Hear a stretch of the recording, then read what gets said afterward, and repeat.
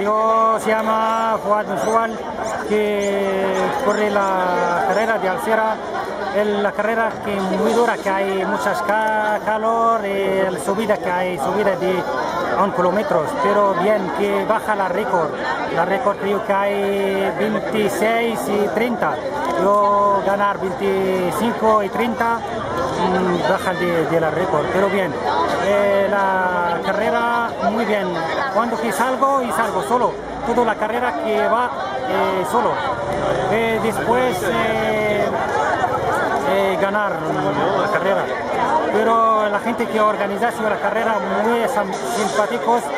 También quiero dar las gracias a la gente que viene para ver la carrera, que hay mucha gente en Alcira que vienen para ver la carrera. Muchas gracias y toda la gente que viene. Pues soy Lucía Morales, vengo de Madrid.